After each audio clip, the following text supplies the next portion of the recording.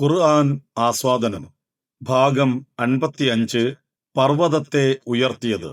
വിശുദ്ധ ഖുർആൻ 2-ാം അധ്യായം സൂറത്തുൽ ബഖറ 63-64 ആയത്തുകൾ. وَإِذْ أَخَذْنَا مِيثَاقَكُمْ وَرَفَعْنَا فَوْقَكُمُ الطُّورَ خُذُوا مَا آتَيْنَاكُمْ بِقُوَّةٍ وَاذْكُرُوا مَا فِيهِ لَعَلَّكُمْ تَتَّقُونَ. നാം നിങ്ങളോട് കരാർ വാങ്ങുകയും നിങ്ങൾക്ക് മീതെ പർവ്വതത്തെ ഉയർത്തുകയും ചെയ്ത സന്ദർഭം. നാം നിങ്ങൾക്ക് നൽകിയത് മുറുകെ പിടിക്കുക, അതിലുള്ളത് ഓർക്കുക, നിങ്ങൾ സൂക്ഷ്മതയുള്ളവരായേക്കാം എന്ന് നാം നിർദ്ദേശിച്ചു. وَإِذْ أَخَذْنَا مِيثَاقَكُمْ. وَإِذْ അഖദ് എന്നൊക്കെ പറയുമ്പോഴുള്ള സുക്കൂനുള്ള ദാലിനെ കൽക്കല ചെയ്യാതെ ഓതാൻ പ്രത്യേകം ശ്രദ്ധിക്കുക. മുഴക്കി കേൾക്കാൻ പാടില്ല. മീസാഖക്കും ഖ എന്നുള്ളത് കൽക്കലയുടെ വായ നിറച്ചുച്ചരിക്കേണ്ട അക്ഷരമാണ്. തൊട്ടടുത്ത് കാഫ് വരുന്നതുകൊണ്ട് അവ രണ്ടും തമ്മിലുള്ള വ്യത്യാസം പാരായണത്തിൽ വ്യക്തമാക്കണം. വറഫഅനാ ഫൗഖകുമുത്തൂറ ഖുദൂ മാ ആതൈനാകും. ഖുദൂ മാ എന്ന സ്ഥലത്ത് നീട്ടണം. ആതൈനാകും ബിഖുവ്വ. ആതൈനാകും സുക്കൂനുള്ള മീമിന് ശേഷം ബാ വരുന്നത് കൊണ്ട് മറച്ച് മണിച്ച് അവിടെ ഓതണം. ബിഖുവ്വത്തിൻ വദ്കുറൂ. വാവിലേക്ക് ഇദ്ഗാം ചെയ്ത് കൂട്ടി ലയിപ്പിച്ച് മണിക്കണം. മാ ഫീഹി ലഅല്ലകും തത്തഖൂൻ.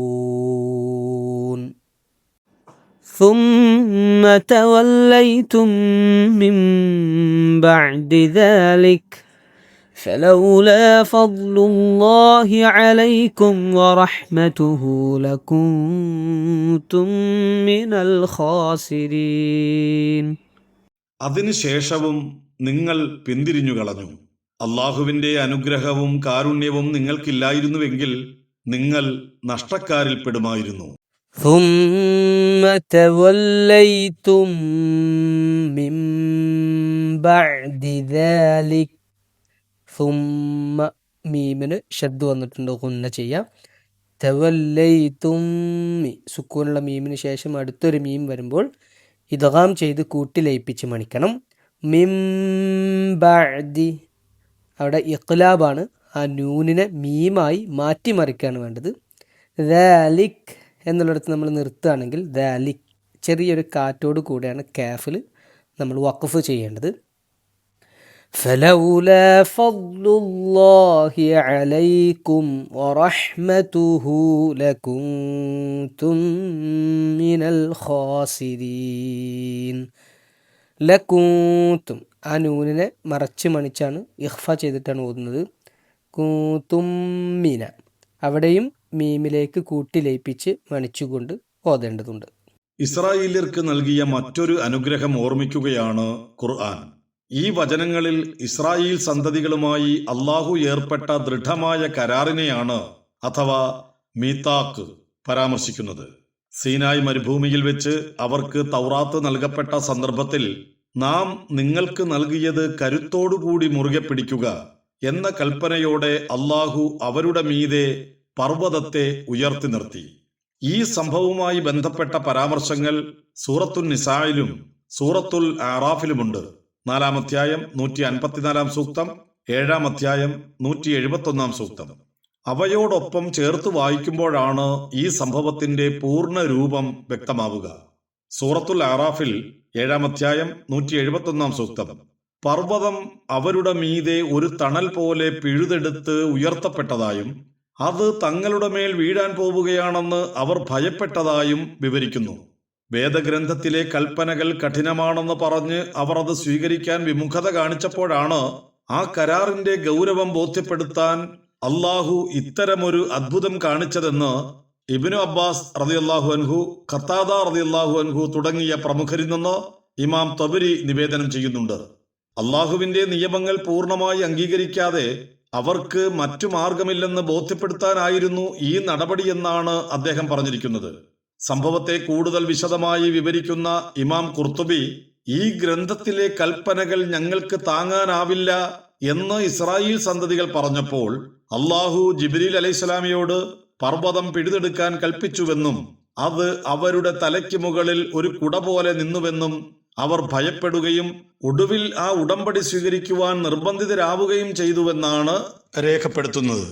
ഈ സംഭവം ഖുർആനിൽ പരാമർശിക്കപ്പെട്ട പോലെ ബൈബിളിൽ എവിടെയും പരാമർശിക്കുന്നില്ല. പുറപ്പാട് പുസ്തകത്തിൽ 19-ാം അധ്യായം 17-ാം വചനം മോശെ പ്രവാചകൻ ജനത്തെ പർവ്വതത്തിന്റെ അടിവാരത്ത് നിർത്തി എന്ന് മാത്രമേയുള്ളൂ. ഇതിലെ അടിവാരത്ത് എന്ന എബ്രായ പ്രയോഗത്തിന് പർവ്വതത്തിന് താഴെ എന്നും അർത്ഥമുണ്ട്. എന്നാൽ യഹൂദരുടെ വാമൊഴി നിയമങ്ങൾ അടങ്ങിയ തൽമൂദിലും മിദ്രാഷിലും ഖുർആനിക വിവരണത്തോട് സാമ്യമുള്ള ഭാഗങ്ങളുണ്ട്. പുറപ്പാട് പുസ്തകത്തിലെ പർവ്വതത്തിന്റെ അടിവാരത്ത് എന്ന പ്രയോഗത്തിന് പ്രമുഖ യഹൂദ പണ്ഡിതനായ റാഷി നൽകുന്ന വിശദീകരണം പർവ്വതം പിഴുതെടുത്ത് ഒരു കൊട്ട പോലെ അവർക്ക് മീതെ കമഴ്ത്തിവെച്ചു എന്നാണ്. കർത്താവ് പർവ്വതത്തെ ഒരു കൊട്ട കമഴ്ത്തിവെച്ചതുപോലെ ജനങ്ങൾക്ക് മീതെ ഉയർത്തിപ്പിടിക്കുകയും തോറ സ്വീകരിച്ചില്ലെങ്കിൽ ഈ പർവ്വതം നിങ്ങളുടെ ശവക്കുഴിയായി മാറുമെന്ന് മുന്നറിയിപ്പ് നൽകുകയും ചെയ്തുവെന്ന തൽമൂദ് വചനത്തെ വിശദീകരിച്ചുകൊണ്ടാണ് അദ്ദേഹം ഇങ്ങനെ പറയുന്നത്. തോറ സ്വീകരിക്കാനുള്ള ഇസ്രായേൽ മക്കളുടെ മടിയാണ് ഈ പരീക്ഷണത്തിന് കാരണമെന്ന് തൽമൂദ് വ്യക്തമായി പറയുന്നുണ്ട്. ദൈവിക നിയമങ്ങൾ അനുസരിക്കുക എന്നത് ഒരു തെരഞ്ഞെടുപ്പല്ല, മറിച്ച് അസ്തിത്വപരമായ ഒരാവശ്യമാണ് എന്നാണ് ഇതിനെ വിശദീകരിച്ചുകൊണ്ട് പണ്ഡിതന്മാർ പറഞ്ഞിട്ടുള്ളത്. എന്നാൽ വാമൊഴി നിയമങ്ങൾ പാലിച്ച് ജീവിക്കാൻ പ്രയാസമാണെന്ന് സൂചിപ്പിച്ച ജനതയെ ആ കരാറിൽ ഉറപ്പിച്ചു നിർത്താനാണ് ഇത്തരമൊരു ഇടപെടൽ ഉണ്ടായതെന്ന് മിദ്രാഷ് തൻഹുമയിൽ പറയുന്നത്. ഇസ്രായേൽ മക്കൾക്ക് അള്ളാഹു നൽകിയ ഒരു പരീക്ഷണത്തെപ്പോലും തങ്ങളുടെ വാമൊഴി പാരമ്പര്യങ്ങളെയും തങ്ങൾ ഉണ്ടാക്കുന്ന നിയമങ്ങളെയും ന്യായീകരിക്കാനും അവ അനുസരിച്ചില്ലെങ്കിൽ വലിയ ദുരന്തങ്ങൾ ഉണ്ടാകുമെന്നും പ്രബോധിപ്പിക്കാനുള്ള തെളിവായി അവതരിപ്പിക്കുകയാണ് റബ്ബിമാർ ഇവിടെ ചെയ്യുന്നത്. പർവ്വതം തങ്ങളുടെ മീതെ പിഴുതെടുത്ത് ഉയർത്തപ്പെട്ട സന്ദർഭത്തിൽ ഇസ്രായേൽ സന്തതികൾ പ്രകടിപ്പിച്ച ശാരീരിക നിലയെക്കുറിച്ച് പ്രമുഖ ഖുർആൻ വ്യാഖ്യാതാവായ ഇബ്നു അബ്ബാസ് റളിയല്ലാഹു അൻഹു നൽകുന്ന വിവരണം ശ്രദ്ധേയമാണ്. പർവ്വതം തലയ്ക്ക് മുകളിൽ ഉയർത്തപ്പെട്ടപ്പോൾ അത് തങ്ങളുടെ മേൽ വീഴുമെന്ന് ഭയന്ന് അവർ സുജൂദിൽ വീണു. എന്നാൽ പർവ്വതം വീഴുന്നുണ്ടോ എന്ന് നിരീക്ഷിക്കാൻ വേണ്ടി അവർ മുഖത്തിന്റെ ഇടതുവശം മണ്ണിൽ വെച്ച് വലതു കണ്ണുകൊണ്ട് മുകളിലേക്ക് നോക്കിക്കൊണ്ടിരുന്നു. തഹനൂൻ പോലുള്ള പ്രാർത്ഥനകളിൽ മുഖത്തിന്റെ ഒരു വശം കൈത്തണ്ടയിലേക്ക് ചായ്ച്ചു വെച്ച് വിനയത്തോടെ പ്രാർത്ഥിക്കുന്ന രീതിയെ ഇതുമായാണ് മുഫസ്സിറുകൾ ബന്ധിപ്പിക്കുന്നത്. നെഫിലാത്ത് അപായും എന്നറിയപ്പെടുന്ന മുഖം താഴ്ത്തിക്കൊണ്ടുള്ള ഈ യഹൂദ ആചാരം സീനായ് പർവ്വതത്തിന് താഴെ വെച്ച് അവർ അനുഭവിച്ച അതേ ഭയത്തിന്റെയും വിനയത്തിന്റെയും അടയാളമായി ഇന്നും നിലനിൽക്കുന്നു. ഇത്രയും വലിയ അത്ഭുതങ്ങൾ ദർശിച്ചിട്ടും ഉറച്ച കരാറുകൾ നൽകിയിട്ടും കാലക്രമേണ ഇസ്രായേൽ സന്തതികൾ ദൈവകൽപ്പനകളിൽ നിന്ന് വ്യതിചലിച്ചുവെന്നാണ് 64-ാം സൂക്തം ഉണർത്തുന്നത്. അവർ ഭൗതിക താൽപര്യങ്ങൾക്ക് മുൻഗണന നൽകി സത്യമാർഗത്തിൽ നിന്ന് പിന്തിരിഞ്ഞു.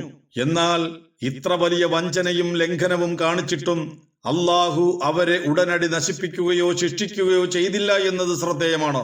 അവർക്ക് പശ്ചാത്തപിക്കാൻ അവസരം നൽകിയതും പ്രവാചകന്മാരിലൂടെ വീണ്ടും വഴി നടത്തപ്പെട്ടതുമെല്ലാം അള്ളാഹു അവർക്ക് നൽകിയ പ്രത്യേകമായ അനുഗ്രഹങ്ങളാണ്. അച്ചടക്ക ലംഘനങ്ങൾക്ക് അപ്പപ്പോൾ ശിക്ഷിക്കുകയും നശിപ്പിക്കുകയുമായിരുന്നു അള്ളാഹുവിന്റെ രീതിയെങ്കിൽ ഇസ്രായേൽ സമൂഹം ഇന്ന് അവശേഷിക്കുകയില്ലായിരുന്നു. അള്ളാഹുവിന്റെ പ്രത്യേകമായ കാരുണ്യവും ക്ഷമയും ഇല്ലായിരുന്നുവെങ്കിൽ മനുഷ്യരാശി പണ്ടേ നാശത്തിലാകുമായിരുന്നു എന്ന വലിയ സത്യമാണ് ഈ വചനം നമ്മെ ഓർമ്മിപ്പിക്കുന്നത്. മനുഷ്യ സഹജമായ വിസ്മൃതിയും ഭൗതിക താൽപര്യങ്ങളോടുള്ള ആഭിമുഖ്യവും വീണ്ടും വീണ്ടും അവരെ നിയമലംഘനങ്ങളിലേക്ക് നയിച്ചുവെങ്കിലും നിരവധി തവണ അവർക്ക് പശ്ചാത്തപിക്കാനുള്ള അവസരം നൽകിയ അള്ളാഹുവിന്റെ അപാരമായ കരുണയെ ഈ സൂക്തം ഉയർത്തിക്കാട്ടുന്നു. ഈ വചനങ്ങളിൽ നിന്ന് നമുക്ക് ലഭിക്കുന്ന നിരവധി പാഠങ്ങളുണ്ട്. ഒന്നാമതായി, അള്ളാഹുവിൽ നിന്ന് മാർഗദർശനം ലഭിക്കുന്നത് വഴി ഉണ്ടാകുന്നത് വലിയൊരു ഉത്തരവാദിത്തമാണെന്ന പാഠം. അത് വെറുതെ സൂക്ഷിക്കാനുള്ളതല്ല, മറിച്ച് ജീവിതത്തിൽ പകർത്താനുള്ളതാണ്.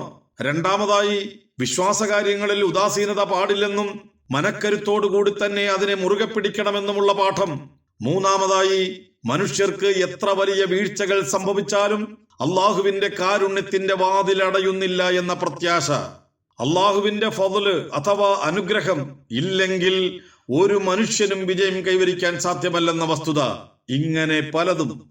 ചുരുക്കത്തിൽ സൂറത്തുൽ ബഖറയിലെ ഈ 2 വചനങ്ങൾ ചരിത്രപരമായ ഒരു സംഭവത്തെ വിവരിക്കുക മാത്രമല്ല, മറിച്ച് അള്ളാഹുവും മനുഷ്യനും തമ്മിലുള്ള ബന്ധത്തിന്റെ ഗൗരവത്തെയും ദൈവകാരുണ്യത്തിന്റെ ആഴത്തെയും ഒരേപോലെ അടയാളപ്പെടുത്തുക കൂടി ചെയ്യുന്നുണ്ട്.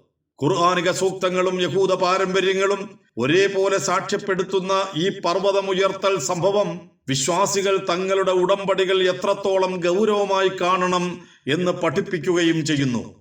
അള്ളാഹുവും മനുഷ്യരും തമ്മിലുള്ള ഉടമ്പടിയുടെ അഥവാ മീത്താക്ക് അത്യന്തം ഗൗരവകരമായ തലങ്ങളെ അടയാളപ്പെടുത്തുന്നവയാണ് ഈ ആയത്തുകൾ. ഈ വചനങ്ങളിലൂടെ വിശുദ്ധ ഖുർആൻ മുന്നോട്ട് വയ്ക്കുന്നത് അള്ളാഹുവിൽ നിന്നുള്ള മാർഗദർശനം കേവലം ഒരു ആചാരമല്ല, മറിച്ച് ബലമായി ബിഖുവ മുറുകെ പിടിക്കേണ്ട വലിയൊരു ഉത്തരവാദിത്തമാണെന്ന ആശയമാണ്. പർവ്വതം തലയ്ക്ക് മീതെ ഉയർത്തുക വഴി പ്രപഞ്ചനാഥന്റെ നിയമങ്ങൾ പ്രകൃതി ശക്തികളെക്കാൾ പ്രബലമാണെന്നും അവ ലംഘിക്കുന്നത് സ്വയം നാശത്തിലേക്ക് വാതിൽ തുറക്കലാണെന്നും ഇസ്രായേൽ ജനതയെ ബോധ്യപ്പെടുത്തുകയായിരുന്നു.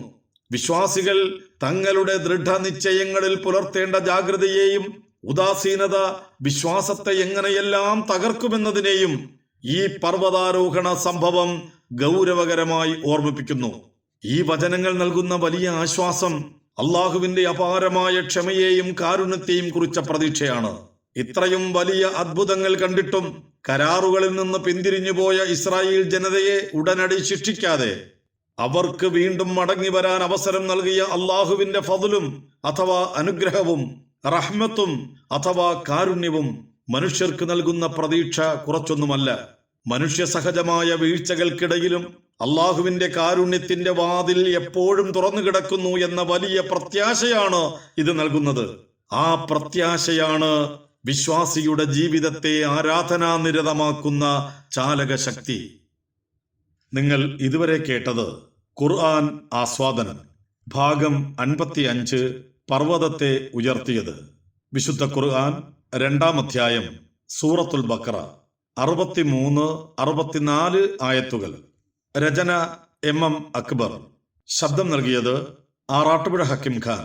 ഖുർആൻ പാരായണവും തജ്വീദ് വിശദീകരണവും അബ്ദുള്ള തിരൂർക്കാട്. ഇൻഷാ അല്ലാഹ് തുടരും.